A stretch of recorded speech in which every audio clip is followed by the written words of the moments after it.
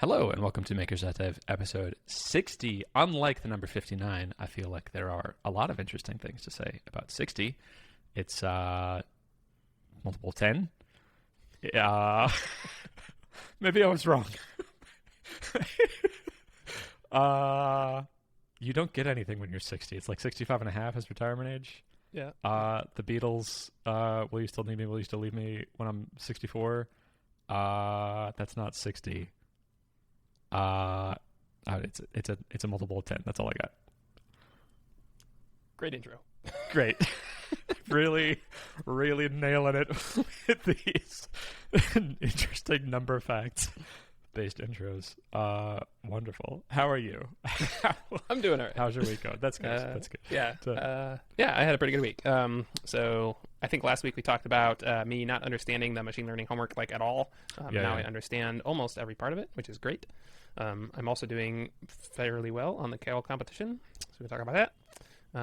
And I may or may not go snow tubing later this afternoon. We can talk about that too. But so doing pretty well. Also, if you hear some noise, my window is open because my graphics card has been running 24/7 for like all week. So my office is very warm. So I open the window. A heater with a purpose. Right. Yeah. Doing well. How about you? I had a really good week.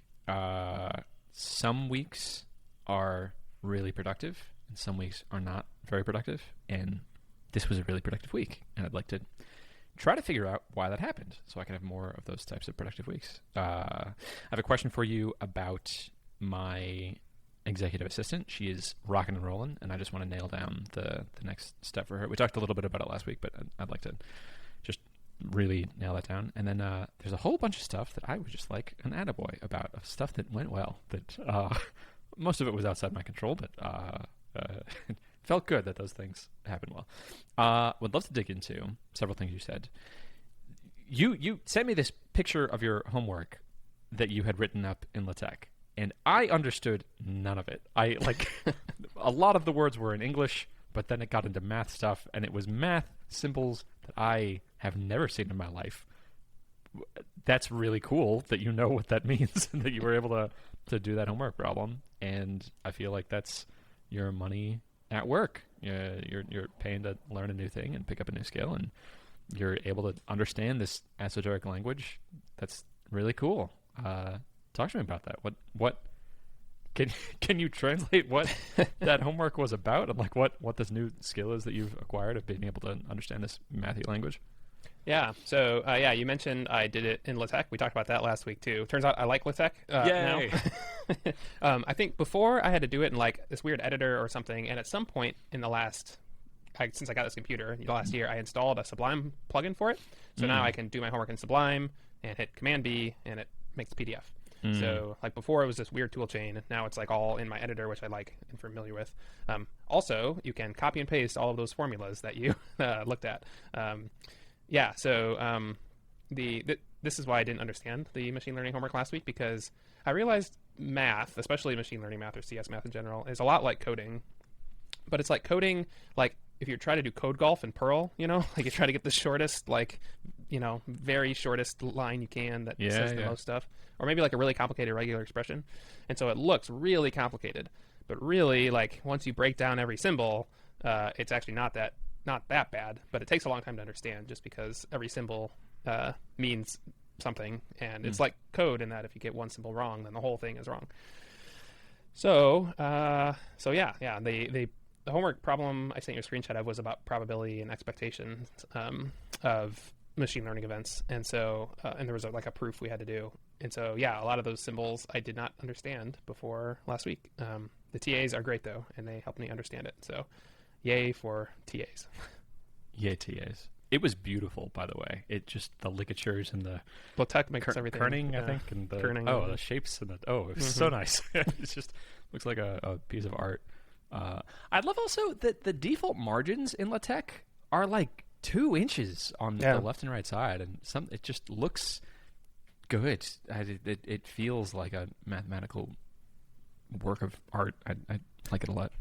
Yeah, they were even bigger than what I showed you, and I had to make them smaller because it was like I default to like 3 inches or something ridiculous. Yeah, and so I made them smaller. But it actually looks like who knew the software designed to write mathematical research papers is good at writing mathematical, homework. So this math stuff is not something I particularly like doing or I'm very good at. But I understand more of it now, and so I will not shy away from it as much as I have before. I used to have this really this aversion to symbols and math. I would skip over any math and blog posts or whatever. But now I understand a lot more, so that's good. Cool. I like your framing also of that mathematics is like the code golf side of coding. There is an elegance to it. There's an artistry to making something as simple as possible and taking out extraneous things, and you're left with just a very beautiful, simple math formula. There's something about that I like. There is an artistry to it. Yeah. The other really confusing thing I can talk about is symbol overloading. So symbols can mean lots of different things, like the same symbol. And in fact, in the supplemental video lectures by this other professor, he was using this one symbol for probability, which is just like parentheses. And everyone thought, the whole class was like, are you multiplying this? I don't understand. And he's like, oh, let me change it. And he changed this whole, way of doing it, and it meant exactly the same thing. And so it's like you have to define everything before you use it. So that's confusing too. It's like different symbols can mean the same thing depending on who's using it. And if you don't define it, it's just really confusing. Yeah, I don't like that. That's something that programming languages do incredibly well. Is it's unambiguous. This notation goes into this syntax tree, and there's no other way to do it. There's one correct way, and the compiler is defining what the correct way is. And if you write something and it doesn't get your results that you were expecting, that's not the computer's problem. That's your problem for not using this language more effectively. And I guess that's part of the downside of having mathematics be more artful, is that you want more of that expressiveness. You want to be able to use symbols that look good and are a good shortcut, but now they're going to be used in multiple ways. Sort of closer to Ruby's, Ruby has 6 different ways for looping through an array that all effectively are the same thing, but have different pros and cons of how they're doing it. Oh man, the each dot with index. Why isn't the index just included by default? I don't understand. I hate that too. No. Python has a similar weirdness. So Python has a few weirdness things, like coming from Ruby learning Python. To get the index, you have to change your for loop to say enumerate, and then change. It's like, why can't you just include the index in the loop? Anyway. It's a trade-off, I think, of expressiveness versus verboseness. Like, if you want to be as unambiguous as possible, I guess you just write in assembly code, or you write the raw bytes for machine code. You're just moving bits around. But to make room for more of that artistic artistry, you want more expressiveness. That makes sense to me. I'm reminded of the linear algebra class I took in college. There was a foreign instructor. I think he was from Eastern Europe or something, and had this heavy accent. And for the first probably 5 weeks of class, it's linear algebra. You're talking about matrices, which is the plural of matrix. I thought he was saying mattresses. I was hanging out with someone afterwards, and they were like, "Oh, can we work through this problem in linear algebra?" And I was like, "Yes, you take this mattress and you do this." And they were like, "What are you saying? Did you say mattress? Have you read the textbook?" And of course, no, I've never read college textbooks in my life. It was the expressiveness is interesting. Cool. Talk to me about the Kaggle competition you're working on. What's the latest with that? Yeah, so there's 1,100 teams or so, and I am now in place number 22. So fantastic. That is relatively high, and that's good. That's so good. Yeah, that's pretty good. I'm not on the team yet. I will probably join a team for this one. I've done solo and teams before. I think this one is going to require someone to work on the models and someone to work on the post processing and someone to do some other stuff. And so I'll probably end up teaming up. But doing well. That's why my graphics card has been running these language models. This is the essay competition where you have to classify different parts of an essay, and these language models are big and take a lot of runtime. And so to do a full run takes almost 12 hours or so, and I have 10 folds. We talked about this last time, which means it takes a long time to train the whole thing. So it's been running the whole time, and now I'm in 22nd place. That's fantastic. How were you able to get there? Are you just executing on the plan that you had from the beginning? Have you had any extra insights into how to better understand this language model of how to recognize pieces in an essay? Yeah, so far it's been mostly executing on my plan from the beginning. It's also using, so the discussion forums are great, and there's like people post their code to have it talked about. Kaggle does something really well that other platforms like this don't do, which is they give you ranking points essentially for winning competitions or for doing well competitions, but they also do it for getting upvote points on discussion posts and for these what are called data sets and then notebooks, which are like your code. And so people post their code because they want these points because your rank can go up by winning competitions or by doing, getting upvotes on these other things. Interesting. So it really promotes a lot of this code sharing. And so there was a notebook that did really well. I was able to take that notebook. And I mean, a lot of people just took that notebook and copied it or almost, nearly copied it. I was able to use the ideas behind it. And I actually went and read some of the actual AI paper, the machine learning papers that like from the ideas that they used in their notebook. I went and read the papers and they actually implemented some of the things a little weird. So I basically went and fixed some of the things that they did sort of wrong and then did some other stuff, which is probably not interesting and I probably can't talk about till the competition's over anyway. And that's what boosted me to 22nd place. So Gotcha. I think, having more of this math background is really going to help. And this is why I'm doing this master's, because now I can actually go read the research papers and I can, be like, oh, this is how you implement this research idea. And it turns out to really help in real world stuff. So yeah, that was good. How cool. What a good move from Kaggle to reward having things be more open. I like that a lot, because having things be more open source and having things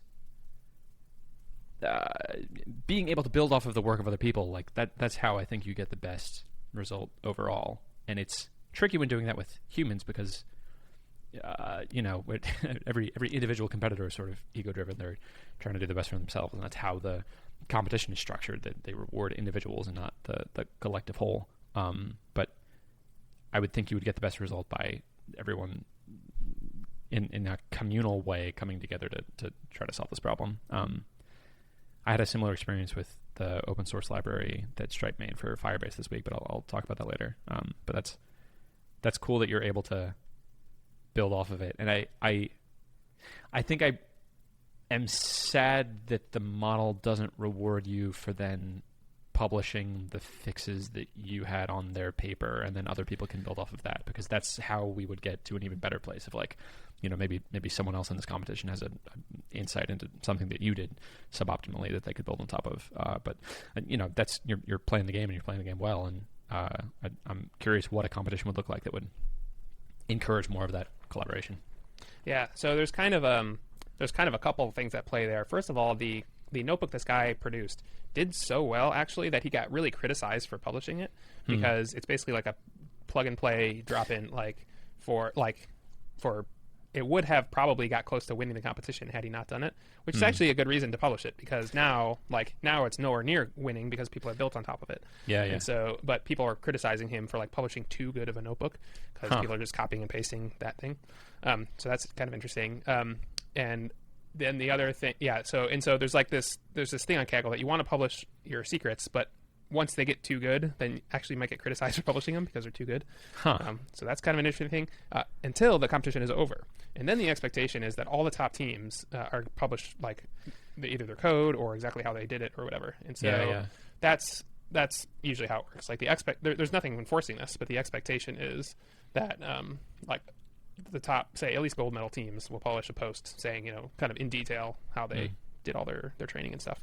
So I guess that's not a bad system then, because if I'm working on my own creative novel approach to this, coming at it from the side, but initially it doesn't do as well as this one published thing that I could have just copied and pasted, well, that would feel kind of demoralizing, and maybe my approach actually, if I had pursued it longer, would have done even better than that. Which is why I got criticized, because it basically squashed all other avenues. To get high on the leaderboard now, you basically have to copy his thing and then do a little better than it. Yeah. Interesting. Yeah, because that how bad would it feel if you invested all this time in your own individual approach and it didn't do as well as the guy who just copied and pasted the public solution for it? Okay, yeah. Interesting. Yeah, that's a tricky dichotomy. Huh. Okay. I guess that's not a bad model what they're doing then, and then everyone can learn the lessons from the teams that did the best. more independently, and then they can take that and add that to their toolkit, and if they're paying attention and able to absorb the meta lesson from what their approach was, then it makes for a better result the next time. Okay, cool. Yeah, so it's not perfect by any means, but they're better than other. So there's this other one. I'm comparing it specifically to this other thing called Driven Data. So it's like Kaggle. They're a newer one though, and they have real money in real competitions, but the engagement is just so much lower on that site. There's like in a Kaggle competition, there'll be like 300 or 400 posts in the forum for any competition. For this one that I'm doing for Driven Data, it's like 30 out of, Interesting. So like it's an order of magnitude less discussions. Why do you think that is? What's Driven Data doing? Because they don't, there is no incentive to share your, like, you don't get any kind of point or anything. It's only the competition. Okay. And so, yeah, so in that, like, the incentives are only to keep secrets to yourself. Okay. Well, yeah, good for Kaggle. It sounds like they're doing better than. Is it, do you see anything obvious that Kaggle could be doing better to further incentivize sharing, or does it feel pretty balanced how it is right now? It feels pretty good. The one thing maybe they could do, I think they are spread a little thin. Like, people will ask moderators a question, and it'll take like 2 weeks to get an answer on the message board. And so, like, I think if they had a little more engagement from moderators, then that could be a little better. But in general, I think Kaggle does a pretty good job at cool things. Yeah. I have a vestige of a memory from an article I read this week that referred to Kaggle, and it was an article designed for a non-technical audience, and it called Kaggle a Airbnb for data science, and I was like, what are you talking about?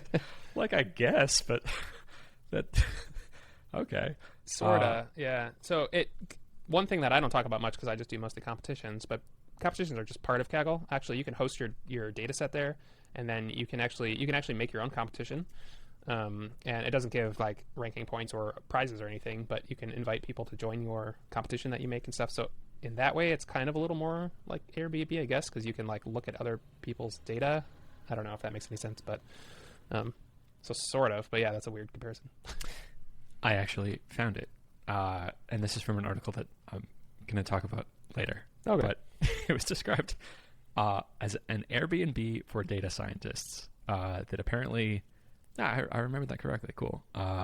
Is that you can rent a data scientist then? Is that what that means? For data scientists, I guess so. You can like rent it links to another article that it justifies. That a Google subsidiary described it as that. Yeah. That you can rent data scientists. No. Because it's like crowdsourced to attract the data scientists, and then you can rent them. So in this analogy, you are an Airbnb host that people can rent as their in-house data science team. I suppose. That's sort of. Yeah, sort of. I'll take sort of. You also mentioned that you might go snow tubing today. That sounds fun. We can talk about this. So there's a snow tubing place near where I live. I don't know. I guess it's not new this year, but this is the first year we heard about it. And they have their own snow machine, which means even if it's nice out, like today it's like 30. Yeah, it's just above freezing. So it'd be nice to go snow tubing, and they have snow because they have a snow machine. So that's cool. Perfect. The problem is, so I have this machine learning homework. It is due tonight at midnight. Gross. I have it almost all done, except for the last little bit of the last problem. The last problem is this page long, like the setup is a page long. It's really obnoxious. And the TA was going to do office hours today, and he explicitly to explain this problem, which I basically can't solve. And but he had to move that to 5 o'clock today, which is exactly when we were going to go snow tubing.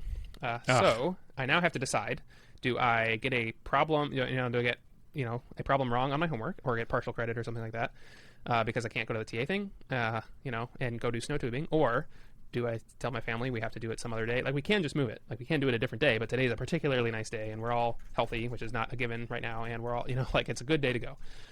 So, yeah, what do I do? This is kind of a trade-off, priority trade-off kind of thing. Like, what do I do? So that I'm just kind of annoyed that I'm in this situation, so, yeah. That sounds annoying. That sucks, especially because it was planned out that it was supposed to happen this morning, and then the TA moved it. This is a very interesting problem to me because like you said, it's a question about priorities. There are these two higher level goals that you want to push forward in your life.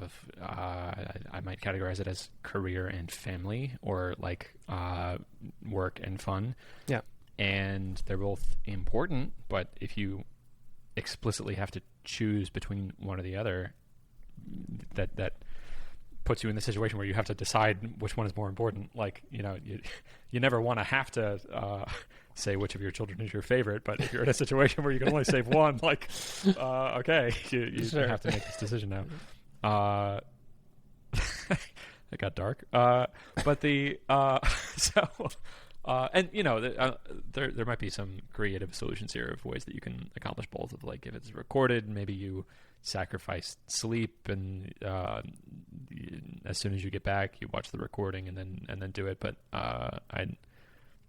I'm kind of interested in just the pure problem of like, if you had to choose between snow tubing and doing this with your family, how do you make that decision? And I think, this is also probably something that could be rescheduled, but today is a perfect day for it to go snow tubing.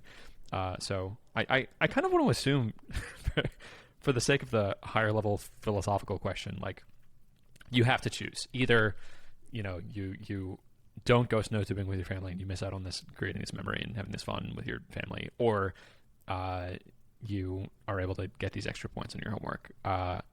How are you framing that? How do you feel about that? If you had to choose and you could only have just one, which I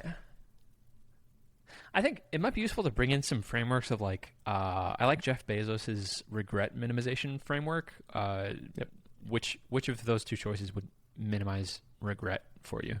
Yeah. So if, like, say today was the only day we could go snow tubing, and there was like a once a year thing or whatever, I would absolutely do that. Like, no question, I would go with my family because, when I'm 60, that's what I'll remember, not the few points on my homework that I missed.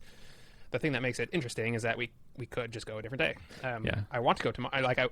My first thought is, we can just go tomorrow. That's fine. Tomorrow's going to be nice as well. But there's a storm coming in, and so they're going to be closed Tuesday, Wednesday, and Thursday, because I called and asked. And then on Friday, Saturday, and Sunday, they're busy. Like, they're real busy on the weekends. And we wanted to go on a Monday because they're not going to be busy at all, and it's a really nice day today, and we're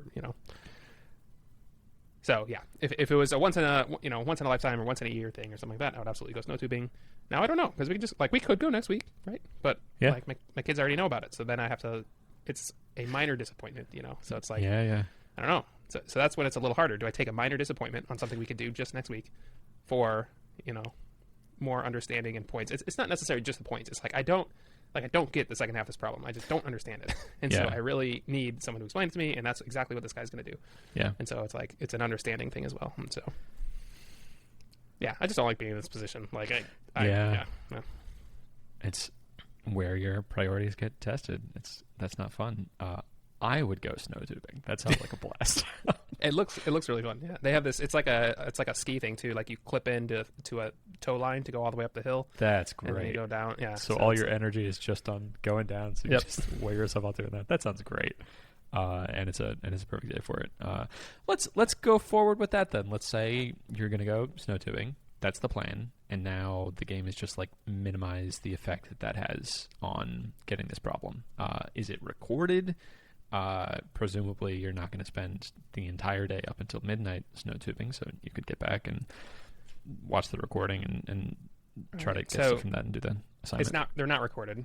I think on purpose. Like, they don't want that pressure, I guess, or something like that. Okay. I can ask a private post to the TAs, and they might get back to me in time, right? And otherwise I will just work on it until then, right? Like, this is a problem I should be able to solve given what I know. So I could just work on it all the way up to snow tubing and work on it till midnight. And I might get there, and so that's probably what I'm going to do. But like, it's still obnoxious. So. That is obnoxious. That sucks, especially because it sounds like, in the session they're just going to spoon feed you. Pretty much. What the answer is. Is there someone else in the class that you can ask to record it? Technically not allowed to record it. I don't think that would be cool. I don't think that would be. I don't think the TAs would appreciate that. Yeah, I think they're not recorded on purpose. Maybe could you message the TA and say, hey, this conflicts with a very important priority that I had previously scheduled? I mean, I could try that. I will probably try all of those things. I mean, not the recording part, but yeah, I will message the TAs and be like, hey, yeah. So yeah, okay, yeah. If I think it's reasonable, and I would personally agree with those priorities that snow tubing is more important than getting this one extra problem spoon fed to you or by the TA for these extra few points on this one homework assignment. And so I think the game is just minimize the cost of that, and I think it's a very reasonable approach to work on it independently, and then try to minimize the effect of missing the session of like message to TA, and it's not ideal, but I think that's the best way to deal with it. I don't see a better way to do it. The alternative is you're sitting there watching this TA walk through it, and the whole time you're just thinking, man, I could be snow tubing right now. I thought you were going to say while snow tubing, like on my iPhone. There we go. There's the creative solution. Yeah. Spend a little money on the remote data. Actually, that's interesting. Could you... I think if I go, I want to be present while tubing. So, is there a way you could rig up your computer to automatically join and record? I don't know. Okay. Is it a Zoom? It's a Zoom meeting? It is, yeah. I I could get on, record it, and then leave, and we'd only be like 20 minutes past when we were going to go. Yeah. I could do something like that. That might be possible. Just use ScreenFlow to record for like 3 hours. While yes. This is the sort of thing that my executive assistant senses are tingling, that you could just say to your executive assistant, hey, I need you to go on this meeting at this time and record it, and then send me the recording. And then the problem will be solved.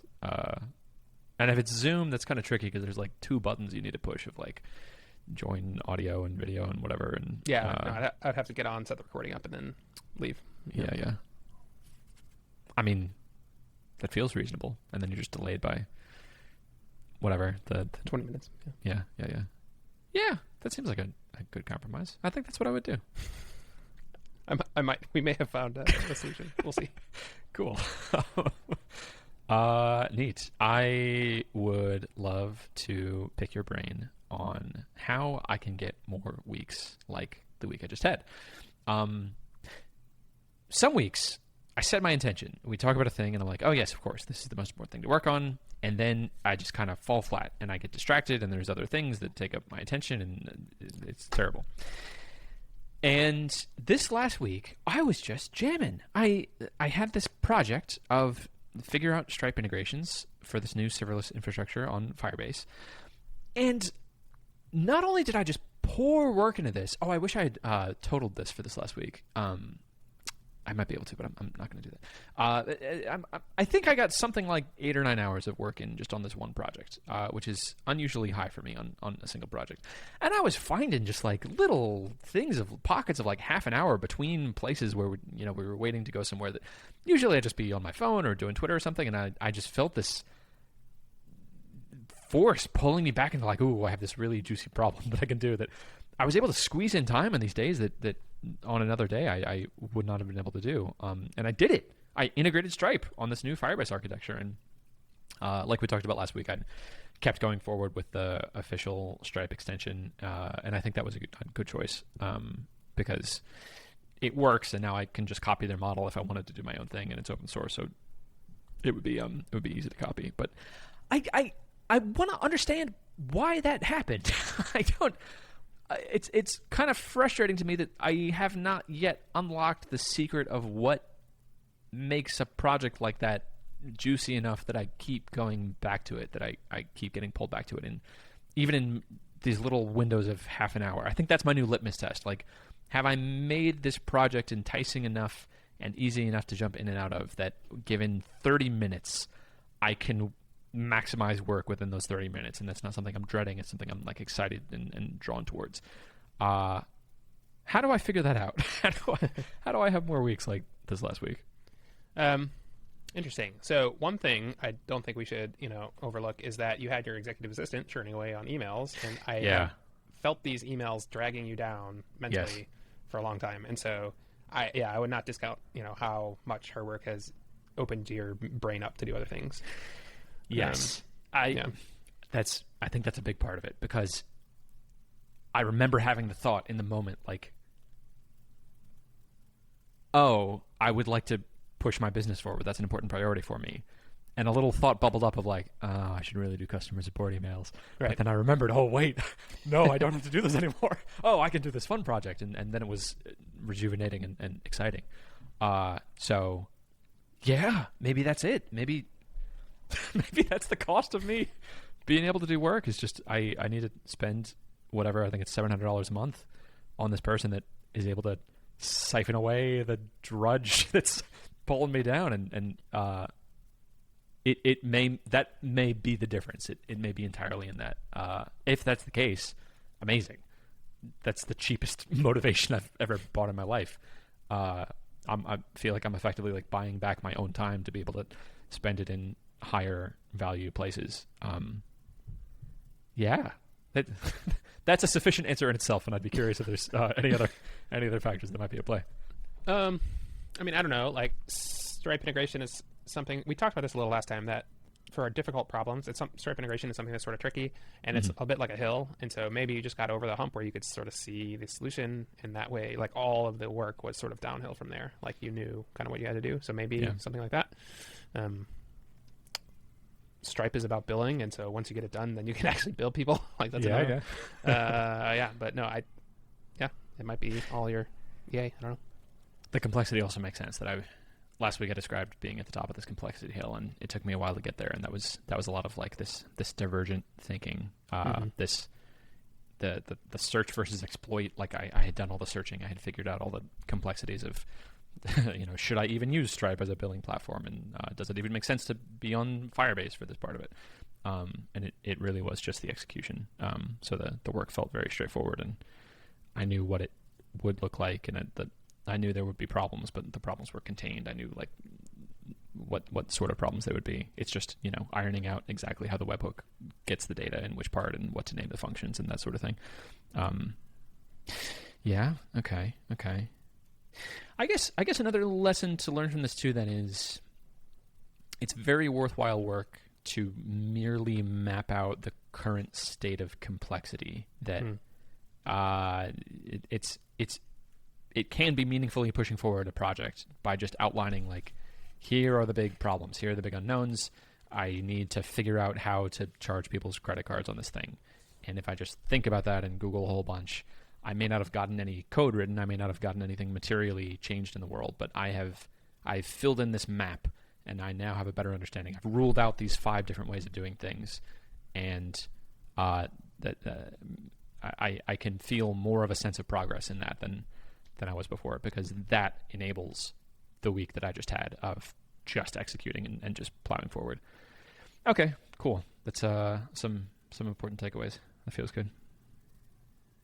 Cool. I also wanted to follow up on the question I asked you last week of, do I do my own thing, or do I follow this Stripe extension that seems to be neglected?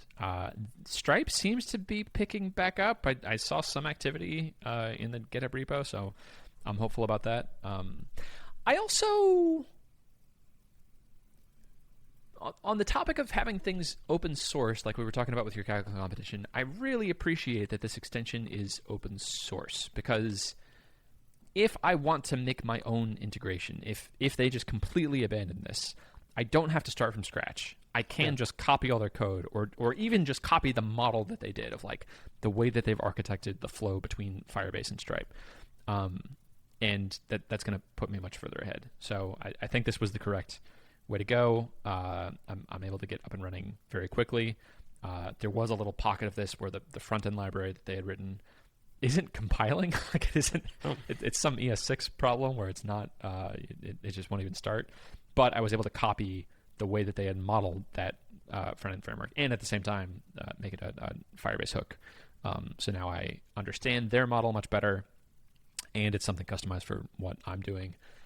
And if at any point in the future they update their thing to work better, it would be sort of a drop-in replacement where I could go back to using their stuff. So I think that was the right way to do it. And it's now done. So that feels good.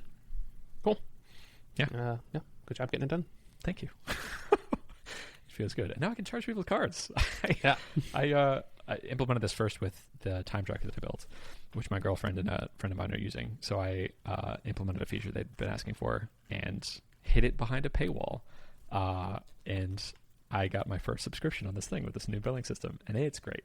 It's so much nicer and cleaner than the Rails system, and it's syncing so much more intimately. That sounds like a weird way to say it, but Rails, I feel like my internal state was always just a little bit different from Stripe, and I just didn't fully nail down, like, okay, at the end of someone's billing cycle, it's guaranteed to update the internal state in Rails, and this, because so much more of it is pushed off into Stripe, feels a lot more rock solid. So I like that. I did have a quick architectural question for you on this of how do you think about storing feature flags that are tied to billing plans? How do you do that mapping? This is not something I am very good at, I think. Okay. And I think it's a difficult problem to solve in general. But feature flags in general, like there are often libraries that do that. So for Rails, there's one called Flipper. I know there are others. Often people will just do if statements like all over the code, which gets kind of messy, right? Especially if you want to change billing plans, then you have to like add more if statements, right? It's something I don't think I have a great handle on either. I always have some, hodgepodge kind of way of doing it, which I'm never really happy with. So yeah, I don't know. If you have an answer, then I'm happy to hear that. It's something I still need to iron out, I think. I think the ideal that I'm looking for is I would love to be able to invent a new plan on Stripe. And without changing any code, without pushing anything different, I can make a new plan on Stripe and say this plan should cost this much and include these features entirely within Stripe, and then push that plan, and then that updates my billing page without me pushing any code, and if someone signs up for that, they get those set of features.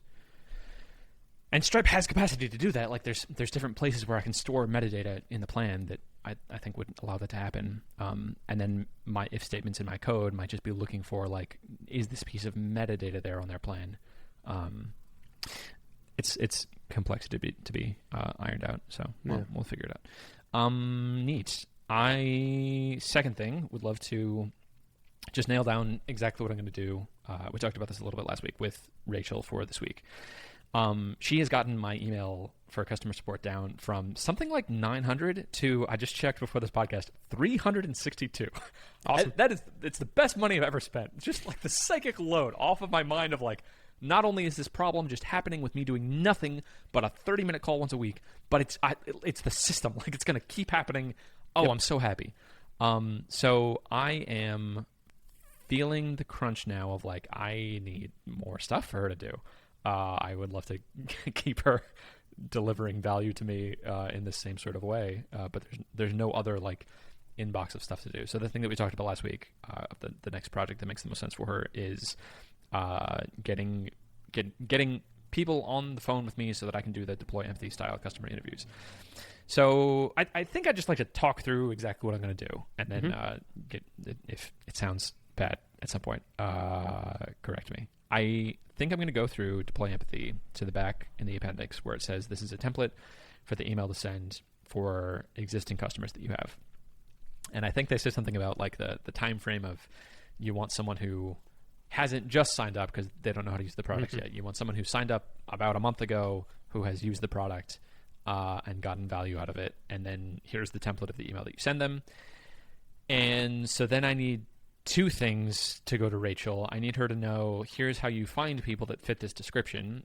Go in my user table and look for users that signed up about this long ago and check if they're one of these sorts of industries. And then send them this templated email. And within that system, I need a way for her to be able to book a time on my calendar, which I think I want to just happen through Calendly because that's an existing system. And I might just tell her, you can send this link to people for them to book themselves, or as long as I have an assistant, it might be more of a bespoke feeling of like she's handling that for them and offering them times and is an interface through Calendly. But that feels sort of silly. And then now, so I need to check in my Calendly that I have available slots, and also in Deploy Empathy, I need to have a script for me of like, these are the questions that I'm trying to ask. And then presumably, once that's established, now I have a system where I'm regularly talking to customers, aiming to talk to something like 4 a week. How does that sound? That sounds good. My only thing to watch out for would be, so Calendly is really known by tech people. I don't know how well it's known or used by people outside of that, like sign printers or lawyers. And so you may want it. Yeah, I would think about having her do the actual scheduling as part of it, even though that's a little bit weird and spends more of your time, but or spends more of her time. But yeah, it feels like you'll get a better response sort of rate from that. But cool. Otherwise, sounds like a good plan. Cool. Okay, that sounds reasonable, and I agree with you. And then also, it's not the weird thing of the main criticism I've heard of Calendly. It's this weird power imbalance of like, right. All of my prior commitments and my time is more important than you and yours. So you find a time on my schedule, so that while I have this assistant anyway, I might as well. It's going to be like another 5 minutes of her time to send the email of proposing times. Okay, so I think the interface that I want for her then is I want her to be able to see a read-only view of my calendar, and I want a private Calendly link for her. Well, maybe I could just trust her with read and write access to my calendar. I feel like I'd trust her enough to do that. The worst case is she can delete or book meetings, right? Yeah, so which is fine. You want her to do anyway. Yeah, so, and then in a broader context, like, yeah, if in the future she ever needed to do some interaction with my calendar, she'd be able to do that. Yeah, like then I could say, oh, can you, whatever, mail me a package to my Airbnb for my trip next week, and she'd be able to go into my calendar and see what the address for that was. Yeah, okay, so that's a good thing to establish now. Cool, okay. And then I just want to share with her some guidelines, like I have in Calendly. I only want meetings at this time, and I want at least this big of a buffer between them. I think I want to outline for her, I'd like to block at least 20, not at least, I want to block 20 minutes for these customer interviews that I have, and I want them between these hours. I don't like to take calls before like 1 p.m., and I'd like to keep Fridays clear, and don't double book me. And don't book anything after like, 5 p.m. And I'm aiming for about 4 conversations per week. So once I have at least 4 in the week, go to the next week. How does that sound? Yeah, sounds good. Cool. Okay. Neat. How exciting. Oh, I'd love having an executive assistant. It's great.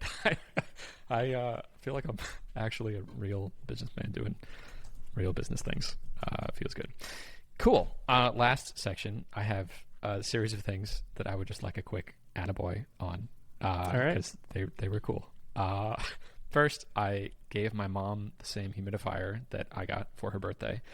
And so that's the first thing. Very good gift as a son. She loved it. Second thing, because I gave her the same humidifier that I have, I was teaching her what all the buttons do. And she was like, oh, what does this button do? And I was like, I'm actually not sure. And she pushed it, and the fan went higher.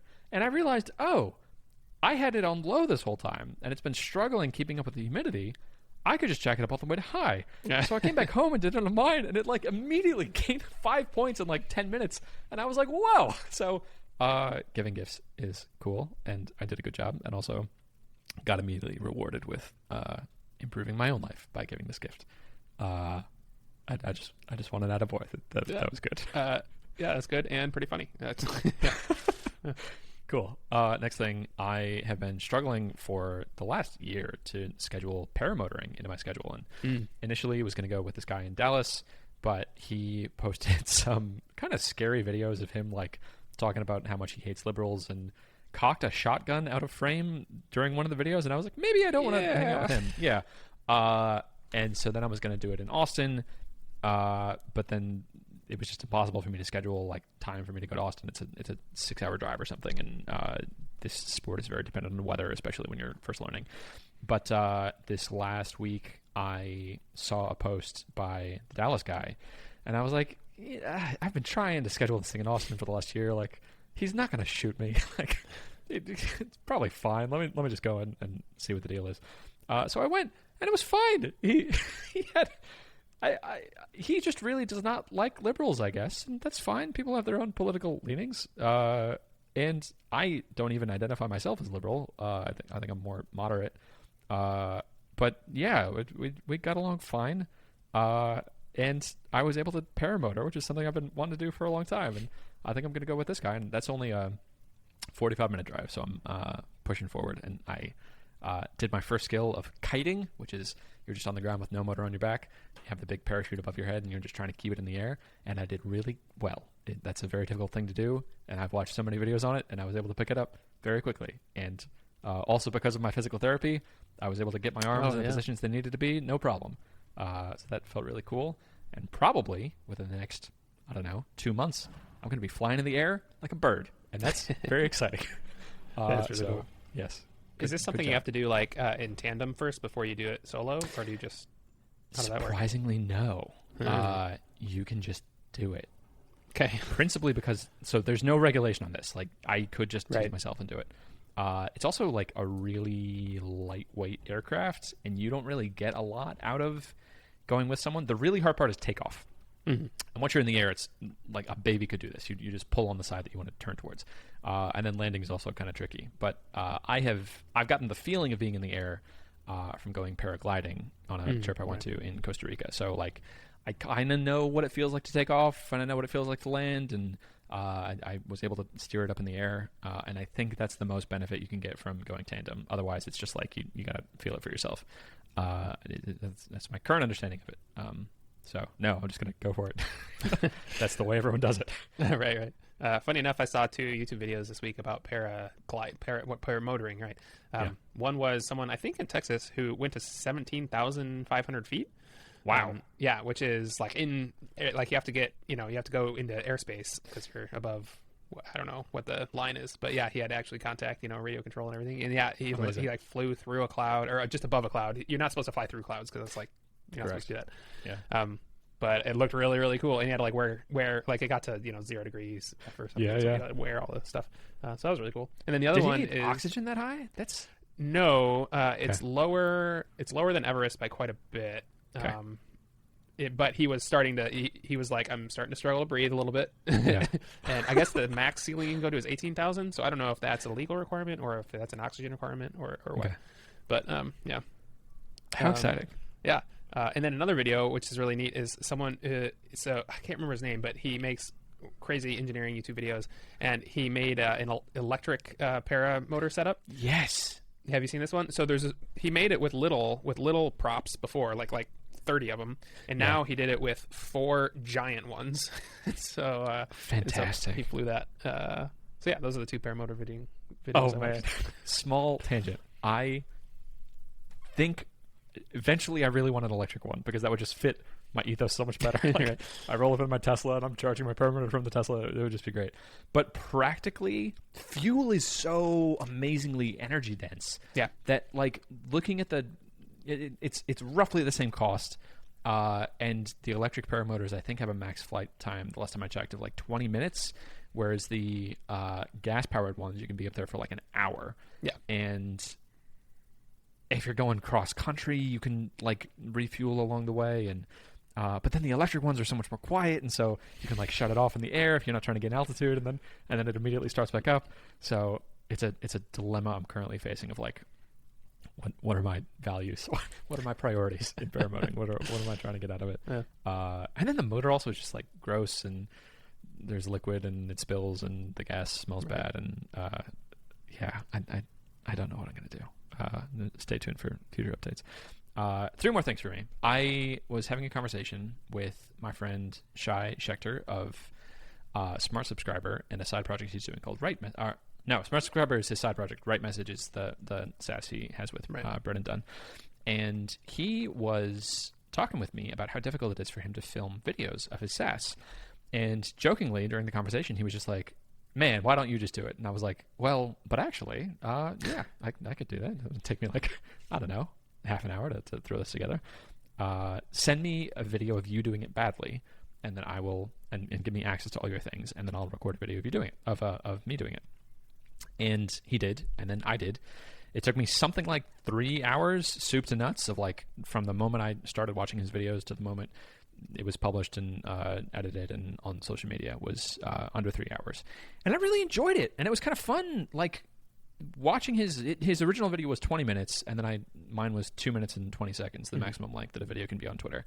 And the process of like watching him and understanding what the thing was doing and the point he was trying to get across, and realizing like, oh, he has the first 5 minutes of this are just signing up for the thing and then entering his credit card information. People don't need to see that. Like, right. Okay, I've signed up and I've entered my credit card, and now we start from there. Here's the value that it's providing you. I really enjoyed it, and I had the thought, if I had a stream of these coming in of people who have SaaSes who are just sending me videos of them doing it badly, and I spend a day hammering out like 4 of them, and I'd charge a couple $100 each. That would be a very enjoyable way to spend my time.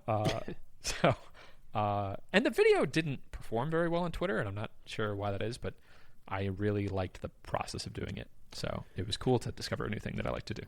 Yeah, so that's neat that you found something that, I think that could actually be a really neat business for someone. I think your time is probably better spent in other places. I mean, you could do a few of them, like that's fine, but but I think someone could probably make a full-time living doing that, which is neat. It probably didn't do well on Twitter because 2 minute and 20 videos don't do very well. Like normally under a minute is what does better, and then just product demos in general don't do very well. People like progress updates or like behind the scenes stuff on Twitter. Yeah, like product demos and stuff tend to not do so great. But yeah, that's interesting. I have also noticed that, but I didn't articulate it until you said it. People do like behind the scenes stuff on Twitter. They like to know that like, oh, I'm following this person, and it's like I'm one of their friends, and I get to see the behind the scenes thing. Okay, so that video might make more sense on his homepage for the product. Yeah, homepage, or like YouTube, and then linked from his docs page or something. Yeah. Okay. I'll bring that up with him. That's a good point. Neat. For any of our listeners, if you have a SaaS that you would like me to take a crack at recording a video for you, reach out. I'm curious in doing more of these. 2 more things. Someone wrote an article about programmers doing things with Wordle. David Castle of the newsstack.io, which I'd never heard of. I think it's just like a little side nothing publication. The article wasn't very well put together. Just like a bunch of links of stuff, but yeah, they talked about me, and they talked about my wordlesolver.com, and that felt really cool. They like read my tweets about that I was really excited about that it was working, and they had a word to describe jubilant. Jubilant, yes. Jenko jubilantly exclaimed something like, "Oh my god, it works!" And it was just cool to like read about myself in a news article. It made me feel very happy. Yeah, that was funny. I saw that on Twitter, and I love the quote they picked because it typifies you. So the quote was, "Ha ha ha! It works so well." Yes. It's like, yep, that sounds right. Yes, that felt really cool.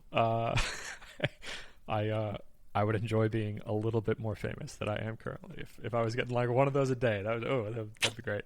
None of the negative feedback, none of the cancel culture stuff. Just articles like that would be great. You got to write more things solving video games or something. Apparently, follow more trends. Last thing, there is a guy named Andy Bryce who has a product that I did not make a note of what it does, but I think it's something to do with document conversions and things.